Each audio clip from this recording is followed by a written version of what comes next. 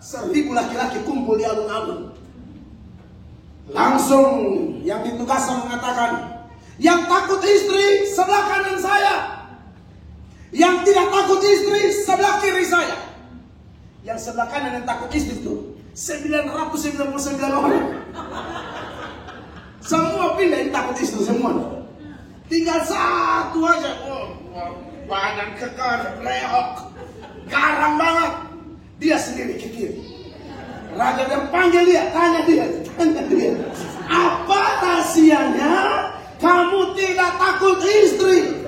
Dia bilang, sebenarnya Pak, saya mau ke kanan, istri saya ada. Istri lu kiri gak? Lu kiri gak? Gua banting lu. Ini lebih parah.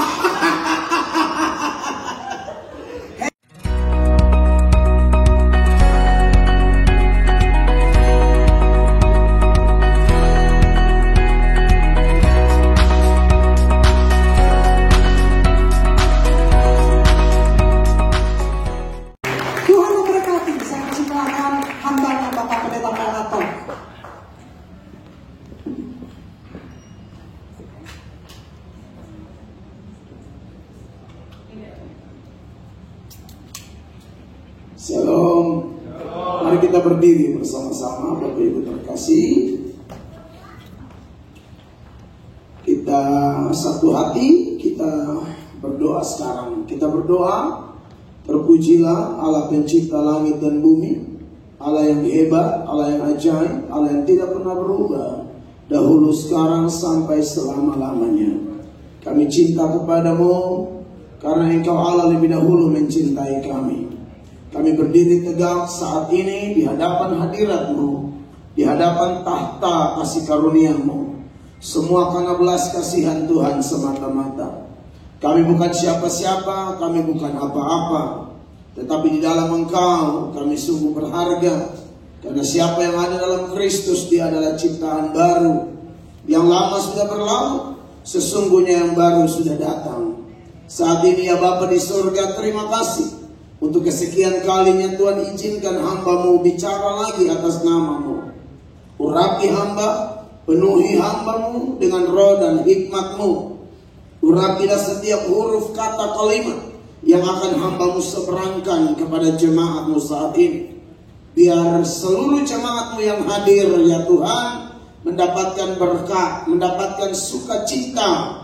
Begitu pula semua jemaat-Mu yang akan menyaksikan video ini atau khotbah ini.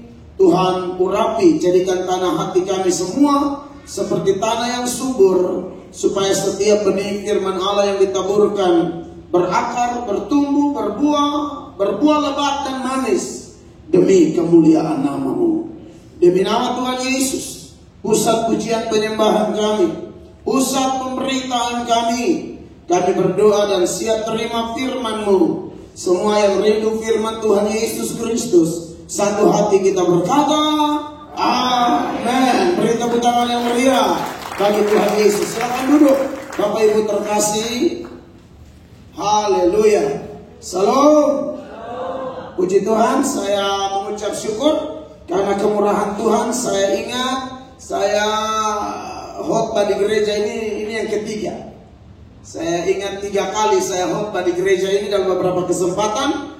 Dan kali ini dalam seri KKR Kasih Melanda USA. Setelah beberapa kota, saya, Pak Yongki dan Ibu Lydia, kami ada di Philadelphia. Ini karena kemurahan Tuhan. Pertama kali saya ada di kota Philadelphia karena IPLS. Ya, itu saya satu-satunya pendeta dari NTT yang ikut kegiatan perkumpulan persekutuan pendeta-pendeta se-Amerika Utara dan Kanada. Kenapa ini Kupang ada ya? Saya tidak ngerti. Itu rencana Tuhan. Dan puji Tuhan, setelah itu saya beberapa kali datang ke Philadelphia. Dan ini mungkin yang ketiga kali atau keempat kali, saya lupa. Nah, saudara-saudara yang diberkati oleh Tuhan, saya pendeta Mel Atop dari Indonesia ya. Mari kita buka Alkitab kita bersama-sama di dalam Injil Matius pasalnya yang ke-6, ayatnya yang ke 31 sampai ayat 34. Matius pasal 6 ayat 31 sampai ayat 34. Bapak Ibu jemaat, perhatikan ayat ini, lalu saya ajak kita baca bergantian ayat-ayat ini. Nanti ayat 34 kita jumpa di sana, alias baca sama-sama. Haleluya. Ayat 31.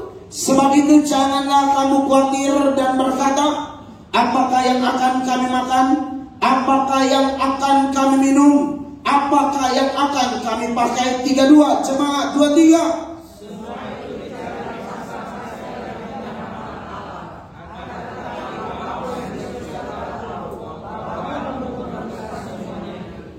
Tetapi carilah dahulu kerajaan Allah dan kebenarannya, maka semuanya itu akan ditambahkan kepadamu. 34-23. Sebab itu janganlah kamu khawatir akan hari besok, karena hari besok mempunyai kesusahannya sendiri. Kesusahan sehari cukuplah untuk sehari. Bapak Ibu jemaat yang diberkati oleh Tuhan Yesus, dari Matius pasal 6 ayat 31 sampai ayat 34 ini, temanya terambil dari Matius 6 ayat 33, bagian yang sangat familiar, sangat populer di kalangan orang Kristen. Dan temanya adalah cari dahulu kerajaan Allah dan kebenarannya. Saudara yang diberkati oleh Tuhan Yesus Kristus, ide tentang kerajaan Allah ini ide yang sangat-sangat penting di dalam Alkitab. Di Perjanjian Baru saja, istilah kerajaan Allah itu tercatat sebanyak 68 kali. Istilah lain yang punya pengertian sama dengan kerajaan Allah, yaitu kerajaan sorga, itu tercatat 34 kali. Jadi hanya Perjanjian Baru saja, ide kerajaan Allah itu tercatat 102 kali. Bapak Ibu kalau belajar sejarah, dari Maliaki sampai Matius ada silent years. Ada masa diam kurang lebih 400 tahun. Tuhan tidak utus nabi, Tuhan tidak utus malaikat, Tuhan tidak berbicara kepada umatnya. Anda bayangkan saudara-saudara, 400 tahun tidak ada pemberitaan firman Allah. Kalau kita kaitkan dengan bagian-bagian yang lain berkaitan dengan fungsi firman Allah, Alkitab berkata, firman-Mu adalah pelita bagi kakiku dan terang bagi jalan-jalanku. Bagaimana orang bisa hidup selama 400 tahun tanpa firman Allah atau tanpa pelita itu? Saudara yang mengasihi Tuhan paling paham benar betapa pentingnya firman Allah. Satu minggu saja Anda tidak dengar firman Allah, seperti ada kekeringan, ada kekosongan yang luar biasa dalam hati saudara. Itu bagi yang cinta Tuhan. Yang tidak cinta Tuhan tidak paham apa itu lapar dan haus akan firman, tidak paham apa itu yang namanya kekeringan, tidak paham apa itu yang namanya pentingnya saat teduh baca Alkitab, dengar firman Allah. Anda tidak akan tahu. Tapi Anda yang cinta Tuhan, Anda yang telah dimeteraikan dengan Roh Kudus, Anda tahu betapa pentingnya firman Allah. Amin.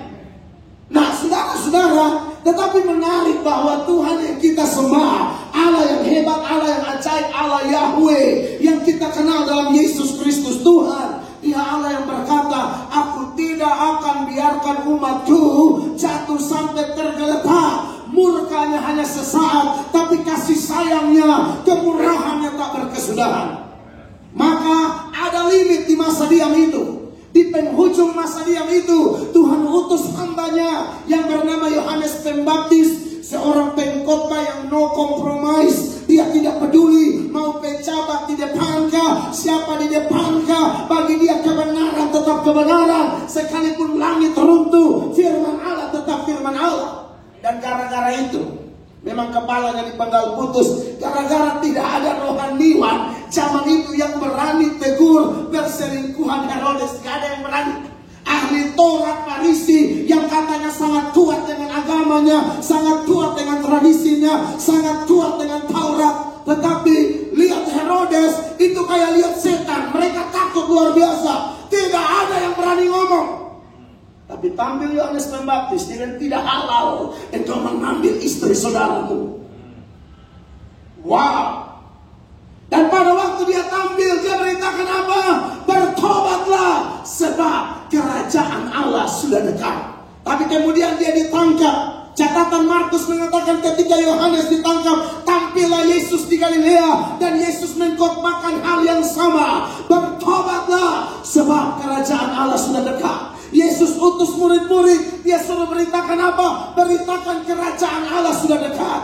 Dia tangkap Paulus, dia ubahkan Paulus, dia pakai Paulus jadi juru bicaranya. Bicara apa? Kerajaan Allah sudah dekat. Yesus mati bangkit. Ada 40 hari di bumi. Catatan Kisah Para Rasul pasal 1 ayat 3. Selama 40 hari itu Yesus sibuk bahas kerajaan Allah. Mari kita lihat catatan Kisah Para Rasul pasal 1 ayat 3. Kisah 1 ayat 3. Kalau bisa tunjukkan ayatnya. Ini pemain ayat. Ini layar sudah canggih begini. Ayat harus lebih cepat. Haleluya. Tuhan memberkati tim di sini. Oke. Kepada mereka yang menunjukkan dirinya setelah penderitaannya selesai dan dengan banyak tanda yang membuktikan bahwa ia hidup, sebab selama 40 hari ia berulang-ulang menampakkan diri dan berbicara kepada mereka tentang apa? Kerajaan Allah. Seperti yang saya bilang, ini ide yang sangat penting karena ini keluar dari bibir sang penebus. Ini ide yang sangat penting karena dibicarakan oleh para nabi, rasul, hamba-hamba Allah. Maka ide ini adalah ide yang perlu dibahas lagi di dalam gereja supaya gereja bangkit dan gereja betul-betul memprioritaskan kerajaan Allah dan kebenaran. Amin, saudara-saudara. Bicara tentang kerajaan Allah ini memang kaya akan makna, kaya akan arti, saudara-saudara. Minimal 2 lah saya seberangkan berkaitan dengan kerajaan Allah. Ada kerajaan Allah dalam artian saudara-saudara tempat. Setiap orang berdosa yang menerima Yesus Kristus dijaminkan suatu saat seturut nomor urut kita. Nomor urut mati. Kita lagi tunggu nomor antrian, amin. Tapi kalau saya ngomong nomor urut meninggal, Anda yang masih muda-muda jangan lihat yang rambut putih lalu Anda berkata, saya kasihan encim itu. Halo. Kata siapa? Ya, yang tua pasti mati dahulu. Belum tentu. Ada orang sudah 90-an tahun belum meninggal, anak baru lahir Tuhan panggil. Iya, itu fakta. Ada orang yang sehatnya minta ampun, olahraga terus nge-gym, serangan jantung di tempat nge-gym. Lagi angkat barbel. Innalillahi wa innalillahi raji'un. Iya kan? Tapi ada orang yang sakit-sakit, cuci darah, bertahun-tahun gak mati-mati tuh. Saya punya teman, dia cuci darah sampai kulitnya udah hitam. Saya tanya siapa yang mau melayani dengan saya di radio. Gak ada tuh yang sehat yang mau, yang cuci darah yang mau. Saya tapi lu sama tidak apa-apa Mel. Ini sudah mulai ketika mati di isi waktu pelayanan, ini bahaya nih kalau mati. Sudah cuci darah, mati gak tahu kemana, saya udah ikut ke mana. Ya kan? Pelayanan bareng saya. Sakit cuci darah 10 tahun. Tapi ada hamba Tuhan yang datang doakan dia. Karena memang ini sombongnya minta ampun ini. Dia mau datang doa buat teman saya pakai tangan begini di pinggang. Sakit apa? Oh, saya cuci darah. Hamba Tuhan mana yang sudah doa buat Anda? Ini. Kalau mereka ini. Usir setan lari tinggalin sendal. Ini nih. Doa. 1 minggu setelah doa, hamba Tuhannya mati kena tabrak. Serius, saya kaget. Makanya saya ingat firman Allah, tinggi hati mendahului kehancuran, kerendahan hati mendahului kehormatan. Biar pendeta hamba Tuhan pengkhotbah sekalipun tidak jaga hati dengan segala kewaspadaan, tinggi hati sombong, dia tabrak tangan Tuhan tekan turun sampai rata. Makanya saya waktu dengar ini kisah nyata loh. Teman saya bilang bingung, saya kalau mati yang doa mati dulu. Sembuh tidak, yang doa koit. Ya kan? Nah, saudara diberkati oleh Tuhan Yesus Kristus, bicara tentang tentang kerajaan Allah, kita semua yang sudah terima Yesus sebagai Tuhan dan Juru Selamat, sekalipun kita masih di Amerika, kita masih di Indonesia, kita punya kewarganegaraan ganda. Kita warga negara yang sudah citizen loh ya. Anda warga negara Indonesia, Amerika, sekaligus Anda warga kerajaan surga. Anda yang masih di Amerika tapi warga negara Indonesia, Anda juga punya kewargaan ganda. Anda warga negara Indonesia sekaligus warga kerajaan surga. Kalau nanti pemerintah Indonesia memperbolehkan punya kewargaan ganda, Anda punya 3 warga negara tuh. Ya. Amerika, Indonesia, dan surga. Tapi yang paling penting yang ketiga itu, amin. Makanya Filipi 3 ayat 20.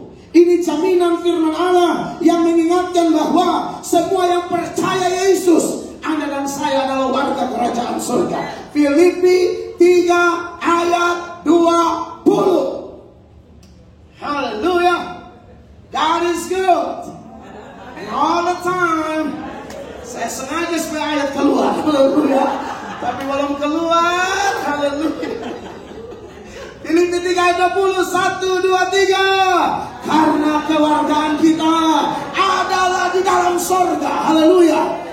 Dari situ juga kita menantikan Tuhan Yesus Kristus sebagai Juru Selamat. Kita menantikan untuk apa? Supaya tubuh kita yang sekarang yang hina ini diganti dengan tubuh mulia. 21 tekan secara cepat, itu kan sudah ada 20-nya. Yang akan apa?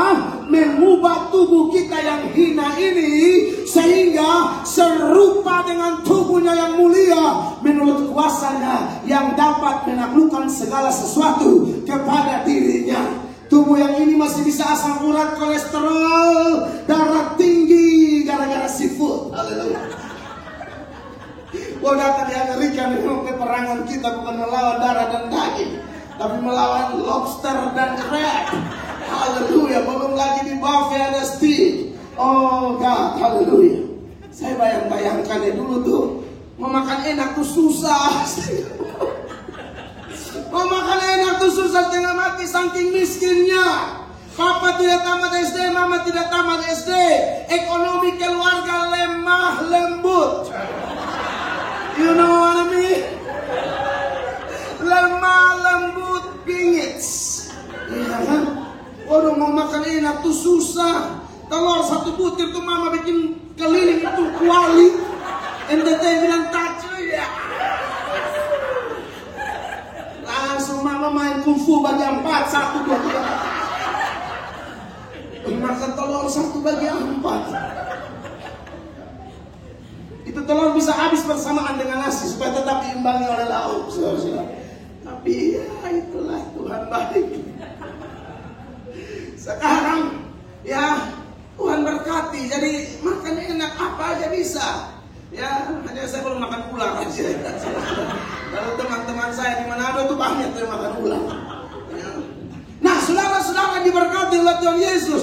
Tubuh yang sementara ini yang masih bisa menangis, bisa stres, bisa sakit, ada tekanan, kurang tidur, jadi semangat menurun dan lain sebagainya, akan ditukar, diganti, diubahkan dengan tubuh kemuliaan seperti tubuh Tuhan Yesus saat Dia bangkit dari kematian. Amin. Itu pengharapan kita. Jadi tentu tidak salah Anda urus tubuh yang sekarang, tapi jangan sampai terlalu buang waktu urus tubuh yang sekarang, tapi lupa mempersiapkan diri untuk mendapatkan tubuh kemuliaan. Kita warga kerajaan surga yang masih menumpang di planet ini. Amin, kekasih Tuhan. Jadi surga dalam artian yang pertama adalah tempat. Tapi dalam artian yang kedua yang mau saya seberangkan, surga bukan tempat, tapi surga adalah satu kondisi atau satu keadaan. Kondisi yang mana, keadaan yang mana? Ketika orang percaya Yesus, setan yang keluar diganti dengan Roh Kudus. Pada saat itulah kerajaan Allah ada pada kita dalam artian keadaan atau kondisi. Ada beberapa data. Matius 10 ayat 28 misalnya. Ya, ini ayat mengingatkan kita tentang bagaimana kerajaan dalam artian suasana atau keadaan atau kondisi ada dalam hidup Anda dan saya. Matius 10 12 ayat 28 maksud saya. Matius 12 ayat 28. Maaf saya salah. Matius 12 ayat 28. Perhatikan ayat ini jemaat terkasih. Tetapi jika aku mengusir setan dengan kuasa roh Allah, maka sesungguhnya kerajaan Allah sudah datang kepadamu. Kalau kerajaan Allah dalam artian keadaan, kita mati, kita yang akan ke sana. Tapi kerajaan Allah dalam artian keadaan, kita belum mati, tapi hidup kita diubahkan. Setan-setan dalam diri kita dikeluarkan. Roh Kudus masuk dalam kita. Suasana itu datang di hidup kita. Makanya Rasul Paulus mengatakan di bagian yang lain dalam Roma 14 ayat 17. Kerajaan Allah bukan soal makanan dan minuman. Kerajaan Allah soal kebenaran, damai sejahtera, dan sukacita yang dikerjakan oleh Roh Kudus. Orang belum ke sorga, tetapi suasana sorga sudah ada di rumah tangganya, sudah ada di bisnisnya, sudah ada di dalam pribadi lepas pribadi, entah dia suami, istri, anak, atau siapapun. Apalagi pendeta, apalagi hamba Tuhan. Kita harus merasakan suasana itu dalam rumah kita. Ada banyak anak broken home di wawancarai. Kenapa begini? Kenapa begitu?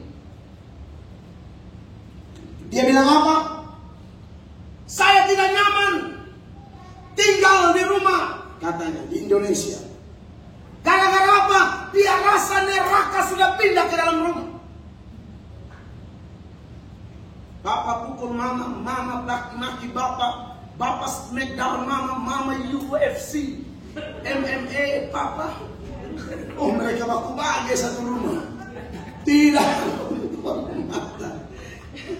Iyo, UFC, MMA,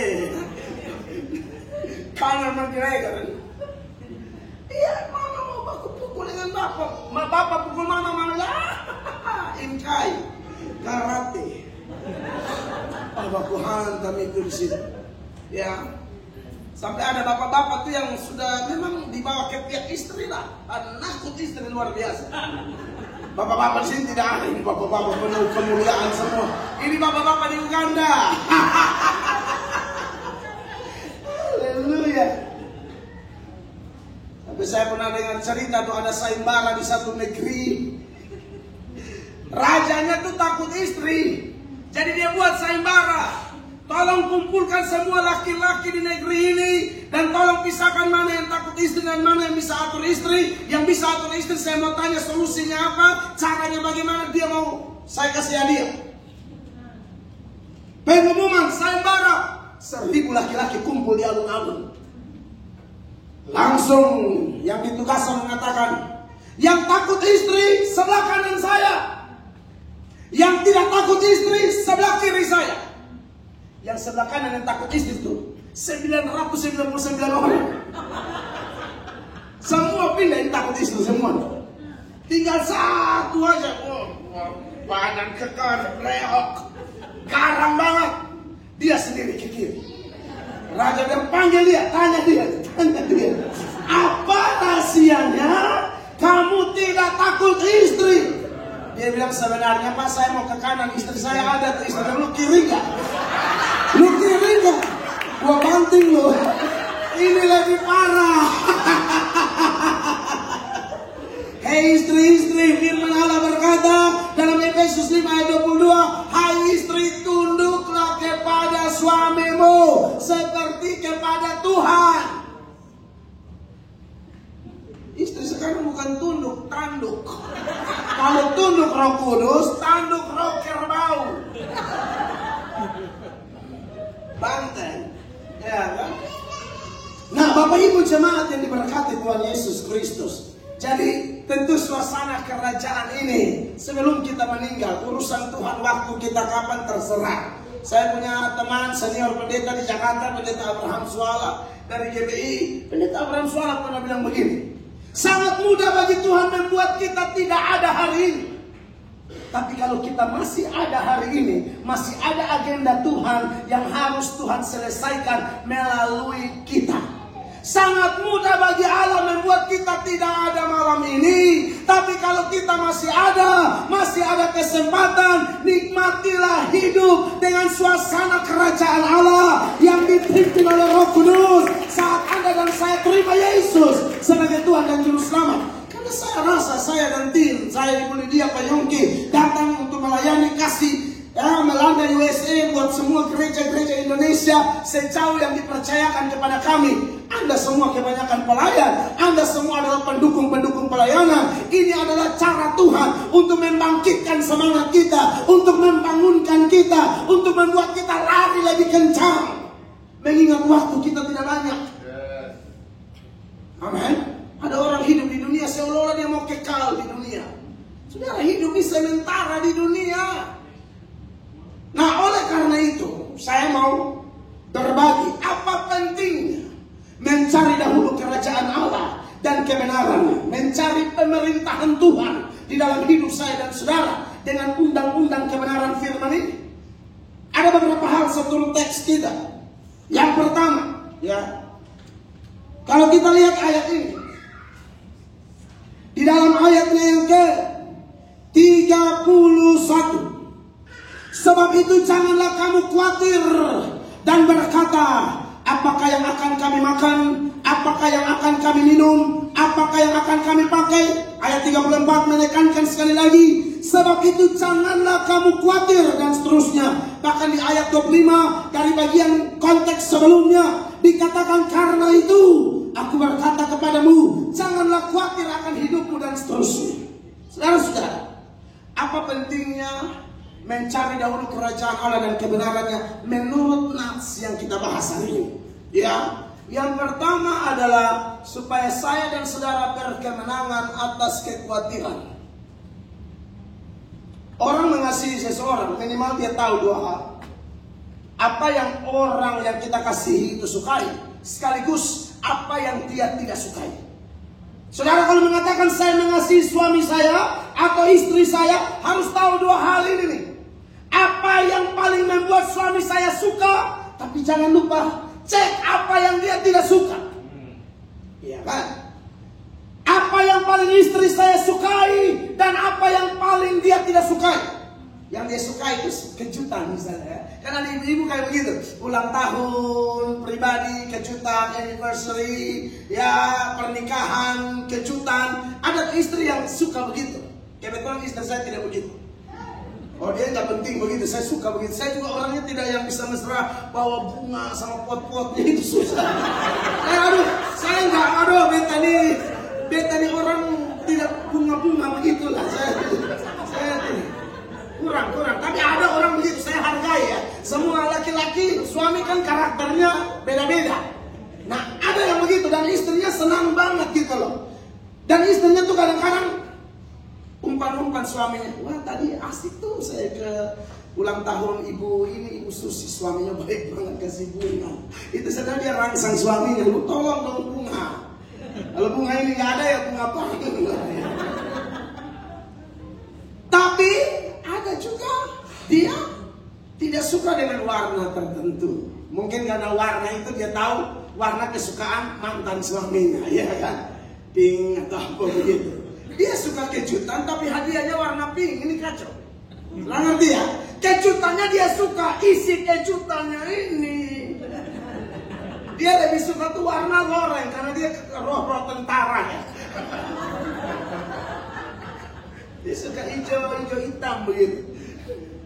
Nah, saudara-saudara, kalau kita mengasihi Yesus, kita harus tahu apa yang Yesus suka. Ibadah kayak begini itu alkitabiah banget. Jangan menjauhkan diri dari pertemuan-pertemuan ibadah. Ibrani 10 ayat 25, ampuni sesama, bla bla dan lain sebagainya. Tapi hal yang Yesus tidak sukai, kalau kita dijajah atau diperbudak oleh yang namanya kekhawatiran. Ini salah satu saja, karena cocok dengan pembahasan kita. Nah, khawatir itu, dia pakai kata Yunani merimna. Merimna itu, saudara-saudara, arti lurusnya begini. Itu pikiran yang bercabang. Tubuh ada di gereja, tapi pikiran udah lari kemana-mana. Udah mulai pikir ini, utang apa, segala macam. Pikirannya lari ke sana kemari. Itu orang khawatir, ciri-cirinya begitu. Dan kekhawatiran atau merimna itu menghasilkan dua sifat. Yang pertama namanya aktif negatif, yang kedua namanya pasif. Aktif negatif ini maksudnya begini, untuk memenuhi kebutuhan dia secara lahiriah. Makan, minum, pakai, tempat tinggal, jodoh, dan lain sebagainya. Dia aktif, tapi negatif. Aktifnya apa? Tipu orang. Aktifnya apa? Main judi dari pagi ketemu pagi, dari pagi ketemu pagi. Untuk apa? Pemenuhan kebutuhan lahiriah. Orang khawatir sering menghasilkan sifat ini nih. Aktif negatif atau pasif. Pasifnya lebih kacau. Kerja tidak, doa tidak. Penyerahan total. Kasihan kalau dapat suami begini atau dapat istri begini. Ma, papa lagi ada masalah nih. Jangankan papa, mama juga sudah tahu rumah mati. Ya, dia tidak ada dukungan apa-apa. Nah, maka betapa penting kita mencari kerajaan Allah. Kalau khawatir menghasilkan aktif negatif, mencari kerajaan Allah adalah tindakan aktif positif dan kudus. Orang yang biasa mencari kerajaan Allah, mencari kehendak Allah, mencari pemerintahan Allah, mencari suasana surga, dia tidak akan dijebak dengan gaya hidup aktif tapi negatif, aktif tapi menghancurkan, aktif tapi menyakiti Tuhan, aktif tapi menyakiti pasangan, aktif tapi menyakiti gereja. Banyak orang kelihatan aktif beragama Kristen tapi aktifnya jahat. Saya pengkhotbah langganan di penjara-penjara di beberapa daerah di Indonesia, khususnya di kantong-kantong Kristen. Masuk ke penjara saya tanya, berapa banyak yang misalnya di MTT ya, berapa banyak yang Cingitiu? Cingitiu itu satu kelompok kafir di Pulau Sabu. Kalau saudara di NTT itu ada namanya Pulau Sabu. Itu dipeta saking kecil sampai hilang. Itu Pulau Sabu, ya. Cingitiu, yang gigi rata itu sebagian ya, tidak semua orang Sabu. Tapi beberapa orang Sabu, saya tidak tahu budaya apa yang menyebabkan mereka kikir gigi. Itu ciri orang Sabu. Itu ada berapa? Sekitar data terakhir itu 7.000-an orang Cingitiu belum disentuh oleh agama manapun di Indonesia, termasuk Kristen. Saya tanya di penjara, kan mungkin tidak tahu firman ya, penghuni penjara paling banyak mereka. Gak ada. Berapa banyak yang Marapu? Ini yang dari Sumba. Tidak ada. Berapa banyak yang dari suku Gokti TTS? Ini kafir semua di NTT. Belum disentuh agama. Makanya ini sasaran dari para penginjil masuk ke sana. Ya, termasuk kami. Tapi waktu tanya berapa banyak yang Kristen? Darah Yesus berkuasa. Hampir semua. Namanya diambil dari Alkitab, Ma'u, ternyata itu Markus. Iya, Abraham itu kalau di NTT itu nama mau keren kayak gimana tetap ancol. Orang nama Charles sudah keren kan Charles. Orang panggil apa? Cae. Orang nama Petrus Peter. Orang panggil apa? PU. Itu di NTT daerah saya. Nama bagus semua ancur semua di sana. Kasihan juga kalau kasih nama anak. Makanya anak saya punya nama mereka bingung. Mau kasih tidak jelek mau bagaimana mereka bingung. Anak saya kan urutan abjad. A B C D E F Absdev. G H I J K L Gitskel. M N O P Q R S Not Kiss. D sampai Z to this. Right? Anak saya keempat, saya minta ketua laki-laki semua sudah ada semua dan kasih nama seturut urutan abjad, semua huruf saya sapu kasih rata. Saya tidak mau bagi orang, makanya harus masuk muri nih. Belum ada di dunia orang nama anak begitu. Abjad, Gitskel, Norkis, to faces. Ada arti itu. Saya tiru orang Yahudi kalau kasih nama anak ada arti. Daniel Allah hakimku, Yeskiel Allah kekuatanku, Ismail dari kata Shema dan El Allah mendengarkanku. Kalau Absdev itu artinya anak berkat, cinta, damai, empati, firman. Gitskel generasi haus Injil, jalan kehidupan yang lurus. Nokis manusia nyatakan otoritas, power, quality, raja surgawi. Tuh fix belum ada arti kalau saya masih doa artinya saya masih haleluya. Serius yang keempat Saya masih doa, Tuhan tunjukkan artinya. Tapi yang tiga ada semua itu. Haleluya. One day mereka, kalau saya diizinkan Allah lagi pelayanan ke Amerika, minimal 2 saya bawa. Iya, harus pulang mau urus visa dulu. Istri sudah oke, tinggal anak-anak. Saudara yang dikasihi oleh Tuhan Yesus Kristus, jadilah orang Kristen yang cari dahulu kerajaan Allah supaya kita aktifnya benar. Amin. Kita bekerja seturut Kolose 3:23, lakukan segala sesuatu seperti untuk Tuhan, dengan segenap hatimu seperti untuk Tuhan. Amin. Memuliakan Allah bukan hanya jadi pendeta atau pelayan di gereja. Dengan bisnis kita, pekerjaan kita, kita tetap menjadi saksi Kristus. Karena surat Korintus mengatakan kita suratan yang terbuka yang dibaca oleh semua orang. Karena definisi Kristen adalah transparansi Kristus. Kita seperti ikan dalam akuarium. Segala gerak-gerik kita disaksikan orang. Kehidupan kita berbicara lebih kuat dari khotbah-khotbah kita. Amin. Terima kasih Tuhan. Yang berikut, saudara-saudara yang diberkati oleh Tuhan Yesus, hal yang kedua yang mau saya seberangkan kepada Bapak Ibu terkasih, berkaitan dengan betapa atau apa penting kita mencari dahulu kerajaan Allah dan kebenarannya. Ayat 32, semua itu dicari bangsa-bangsa yang tidak mengenal Allah. Tujuannya cuma satu, berkaitan dengan ayat 32 ini, supaya hidup kita beda dengan orang yang tidak mengenal Allah. Amin. Orang yang tidak mengenal Allah, yang mereka prioritaskan makan, minum, pakai, tinggal, pokoknya yang lahiriah. Anak Tuhan disuruh memiliki lompatan iman lebih jauh. Kalau orang hanya pikir makan, minum, pakai, kita bukan tidak pikir, kita juga butuh itu. Tapi kita hidup karena iman. Amin. Saudara mau cari semua harta kekayaan, sekaya apapun orang, semiskin apapun orang, mati sama, tanah 2 kali 1. Amin. Dan tidak bisa bawa apa-apa karena tidak ada hubungan orang mati dan orang hidup. Makanya saya pernah ketemu keluarga, tuh ada kerabat yang meninggal, isi ijazah di peti mati. Saya tanya, mau tes kerja di mana? Ijazah di peti mati. Saya bilang laminating, pasang di bingkai, pasang di ruang tamu itu ijazah. Bawa ke kuburan. Emang mau buka gereja di sini? Mau buka gereja di Philadelphia dan di dunia orang mati. Amin. Ada tuh yang taruh kopi, gula, air panas. Serius. Gelas sambil bisik jenazahnya, aus ngaduk sendiri. Saudara yang dikasihi Tuhan Yesus, kita harus beda. Alkitab berkata kamu tidak boleh serupa dengan dunia ini.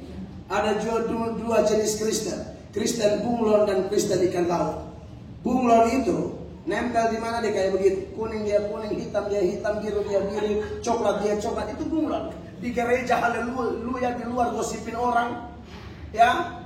Di gereja bisa menyanyi, tepuk tangan, angkat tangan, rentangkan tangan, lancah depan. Semua dia bisa buat di gereja, tapi di luar orang bingung, ini orang pelayanan sama nggak pelayanan sama. Otaknya tidak beres, kelakuannya tidak beres. Kita jangan jadi bunglon seperti ikan laut. Amin. Ikan laut itu ibu-ibu goreng ikan ambil dari laut. Tapi kalau goreng ikan tetap siram garam. Kenapa? Dagingnya itu sekalipun dalam laut tidak otomatis asin, harus digaramin dulu. Kita tinggal di dunia yang semakin hari semakin rusak, tapi kita semakin hari harus semakin kudus. Amin. Kasih Tuhan. Dengan diri kita tidak bisa, tapi bersama Roh Kudus kita bisa. Amin. Yang terakhir, benar-benar terakhir. Karena beberapa wajah mencurigakan. Tidak apa, pembalasan hak Tuhan. Haleluya. Yang terakhir 34 mengatakan, saudara-saudara, sebab itu janganlah kamu khawatir akan hari besok, karena hari besok mempunyai kesusahannya sendiri. Dan seterusnya, kesusahan sehari cukuplah untuk sehari. Kenapa kita cari kerajaan Allah? Yang pertama supaya kita menang atas kekhawatiran. Yang kedua supaya kita bisa tampil beda, tidak sama dengan dunia ini. Dan yang ketiga, supaya kita bisa bertahan dalam setiap kesusahan hidup yang tidak bisa dihindari. Setiap hari itu ada kesusahannya sendiri. Satu hari cukuplah kesusahan satu hari.